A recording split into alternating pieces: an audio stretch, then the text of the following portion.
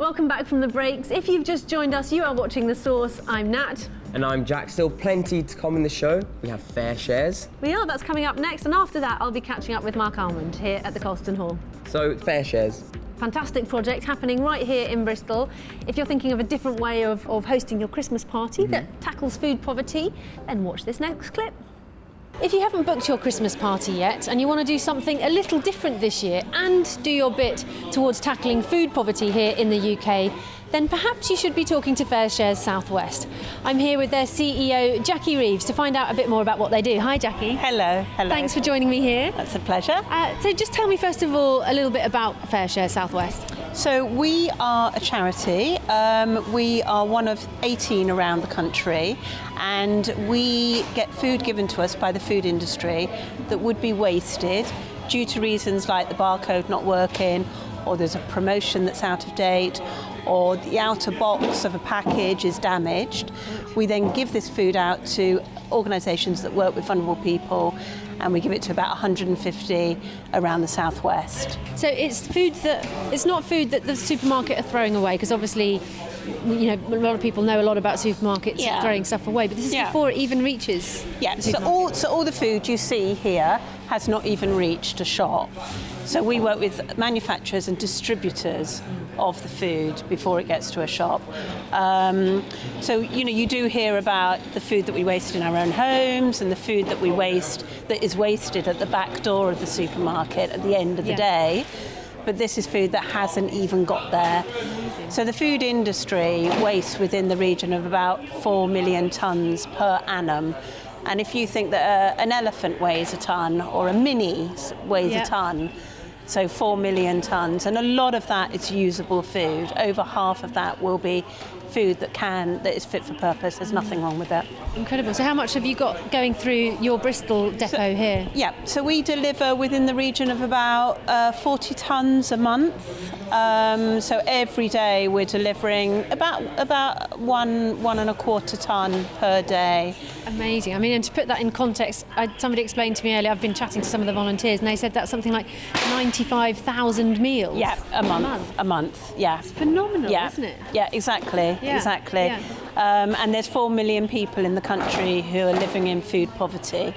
This is Claire Winterbottom. Hi, Claire. Hi. Now, you're the events manager for the Surplus Supper Club, is that right? I am, yes. So tell me about that. What is the Surplus Supper Club? Well, we take a small amount of food from Fareshares Southwest, and we do catering and events for people, so that we can raise the profile of Fareshares Southwest. We can spread the word about food waste, and we can also raise some money for Fareshares Southwest. Fantastic initiative. So let's have a look at what we've got here. So you've got some beautiful Cavallo Nero kale here. Exactly, yes. This is organic Calvo Nero from Abel and Cole.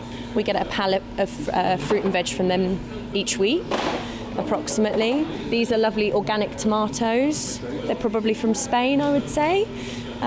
Beautiful satsumas, very seasonal at this time of year. They're also organic.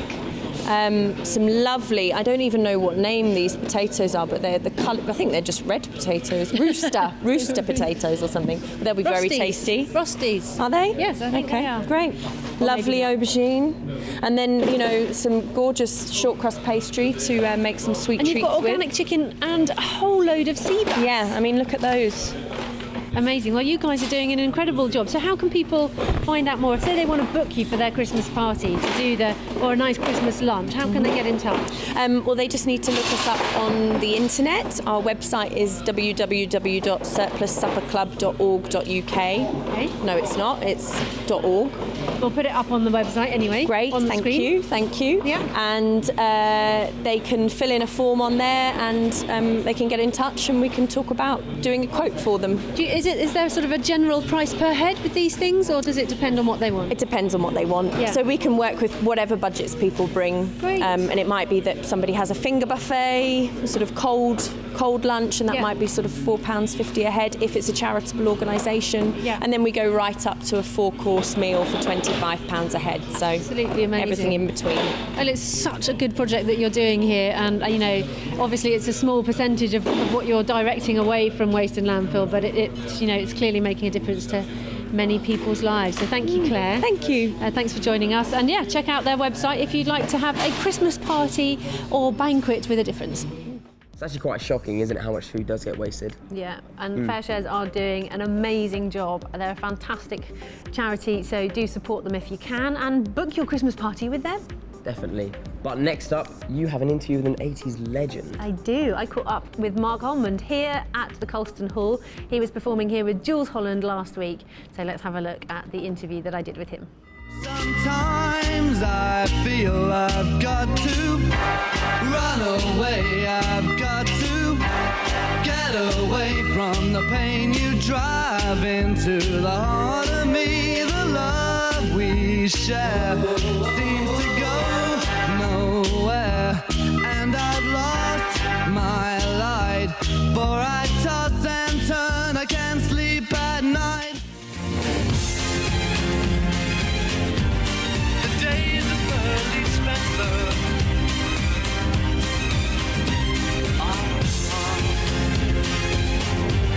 The race is almost run. I don't belong to you, you see. Take a look at my face for the last time. Something's got hold of my heart, keeping my soul and my senses apart. Marc, thank you for letting us in your dressing room. Lovely to be on. It's a bit grim, I'm afraid, isn't It's it? okay. Stuck in the basement, but We're here happy we to are. have you here. It's nice to be here. First of all, congratulations on an incredible career. Oh, Over thank you very 30 much. million records sold, still going strong. Trying to, yeah, still going strong, I think. Yeah. What's your secret? I just love what I do. I just enjoy making music. I enjoy touring. I never get tired of it. There's always something new, and always some new adventure, or something new to do, or something you can do better as well. So Yeah. I think it's just the thing. You just got to keep going and moving forwards, I think, and having as much fun as you can while you do it. Yeah, and still learning as you're going. Still learning. It's a bit, I mean, I kind of feel I'm still kind of learning things, and still, I kind of what I love to do. I like to go and watch older performers, and I like to watch them and people who, the sort of legends of music and see. What sort of people have you Well, seen I'm recently? kind of like, if you go and see, like, I mean, I saw Charles Aznavour recently. love and I'm Charles a big, Aznavour. massive Charles Aznavour fan. In fact, I might do a Charles Aznavour album in the next couple of years. I'd buy that one. And I've been to see him a lot of times, and just watching his stagecraft and watching the stagecraft of kind of the masters, Yeah. and you can still pick up and you can say, yeah, that's how to do it. Yeah, and he does combine stagecraft with song, because he was never like a phenomenal singer. He's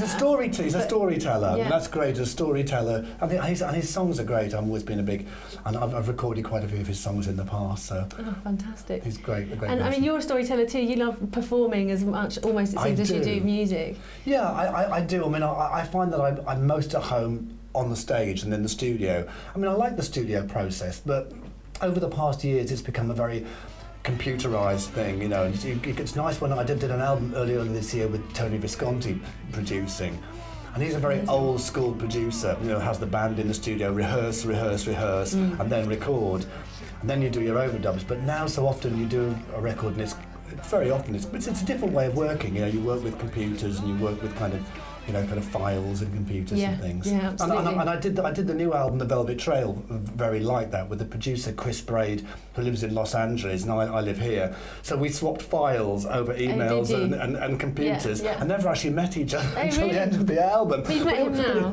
Yeah, but it turns out I had actually met him before, because he did backing vocals on the Soft Cell album, Cruelty Without Beauty. I never even realised Really? it. And now he's producing Lana Del Rey and Britney Spears and Fantastic. kind of all these people in Los Angeles. And he produced my album, co-wrote and produced the Velvet Trail album, which comes out, I think, in February. How exciting. Well, let's talk about that. So what can your fans expect from your new album? Well, I think it's a very kind of it's a return to kind of a very pop and rock and electro pop and electro rock and things. Great. I've done a lot of projects over the past few years, things like the 10 Plagues kind of opera projects, and I was here earlier in Bristol this year with John Harl doing the Tyburn Tree, very kind of prog rock kind of opera stuff, and I thought, I really want to get back to making some pop music songs, because that's how I became known, and that's how I started to like music, through pop music. So I thought, before it becomes undignified for me to do that, I want to make another pop record, you know, big choruses and big production. So that's the Velvet Trail, really. But it's also kind of personal as well. It's kind of melancholy but joyous at the same time, reflective, but also very dancey and very upbeat as well. It sounds fantastic. I think it's an album you could say is kind of very much the best of Marc Almond, taking some of the best bits, because Chris has been a fan of mine from over the years, and particularly soft cell and things, so we put a lot of elements in that as well. Yeah. In terms of writing the album then, you talked about the different flavours of it. How is creativity for you these days? Is it something that you've kind of nailed after 3 decades in the industry, or does it still elude you from time to time? I still want new challenges, and I'm always looking for new challenges all the time. When I did things like the 10 Plagues project, I never thought I could do this one-man opera all on my own. That was just, I thought, I can't do this. But I kind of worked on it, and I did it, and I learned so much from doing that, working with John Harle as well earlier this year on Tyburn Tree, and I did another opera in Paris, Poppaea, which is like a rock version of the Coronation of Poppaea, which was a Monteverdi opera. So it was taking me to all these new fields, and I love that. I love to learn new things and try new things and things that are going to challenge me. And I think in music, if you're going to last, always be prepared to fall flat on your face at times, you know, and prepared to take risks. Good advice. Because then you kind of like, you learn something and you move on. Yeah. You've got to have the failures as well as the successes. And deal with them and learn from them, Yeah, great advice. So where can people see you coming up? So you've got a date, so you're here tonight with Jules Holland. I'm on tour with Bristol. Jules Holland at the moment, yeah. I've done quite a few tours with Jules. This, I think, is the best one I've done with Jules. It's a very upbeat show. Jules sings lots of new songs. My spot in the show is very kind of high energy. I'm doing some Jules-style versions of a couple of my older classics songs, as well as a great Edith Piaf song I do. So people have missed us in Bristol. I think they can probably get to see us in Cardiff, in December, I think, in December the 20th, which is the last date of the tour. So it'll be like a Christmas party. It'll be a real kind of a great gig to go to, I think. That'd be awesome. So if you're watching in Made in Cardiff, then perhaps you can go and see Marc then. And you can see me. Yes, and you can see you here next April. 23rd of April. I'll be back here at the Colston Hall, Bristol, and it seems like I'm living here these days. Actually, I've been here with John Harle earlier this year, 2 dates with Jules, my own show in April. So I might just move in. It's a great place to live, Marc. We'd welcome you here. It's a great venue. I love the venue, and it's always great sound here and a great audience. So I just love to come here. So it's always on my list when I do a tour. Yeah, brilliant. Well, we look forward to welcoming you back here next April. Tickets are on sale now for your tour. They're on sale. The Velvet Trail. And the Velvet Trail album is out in end of February. Great. I think. And they can also I did a mini album earlier this year, which I'll also be doing a few numbers from on the tour, called The Dancing Marquis, which is songs by produced by Tony Visconti, Jarvis Cocker, and various things. So that's still out there too. Great. Well, well done. Thank you so much for joining us. It's my pleasure. Have a great show tonight. Thank you very much. We'll see you next April. Lovely to talk to you. Thank you. You seem like a really nice guy, and you look like you had fun as well. I did. He's fantastic. Lovely man. I just, said hello and waved goodbye. I like that little pun you fitted in there. Now, sadly, it's time to end the show, but fear not, because the weekend is here now, so it's something else to look forward to. There is loads happening this weekend. You'll hear from Kieran in just a moment with his What's On guide, but here at the Colston Hall tomorrow night, Soul to Soul are playing, and I'll be catching up with Jazzy B after the performance, and the interview will be here on The Source next week. So that's something else to look forward to next week, all our interviews with another legend. Yeah, and of course tomorrow Joey Driscoll is playing with Sekou Keita on the Thekla, and we're also going to be interviewing him. Loads going on here on The Source, isn't there? Yeah. We're up to date with it all. I know. Well, so much going on in this amazing city. We hope you have a fantastic weekend. We'll be here with our omnibus tomorrow. We will. Please tweet us at Made in Bristol TV, #The Source. Also on Facebook, it's facebook.com/Made in Bristol Television. Have a fantastic weekend. See you soon. See you then.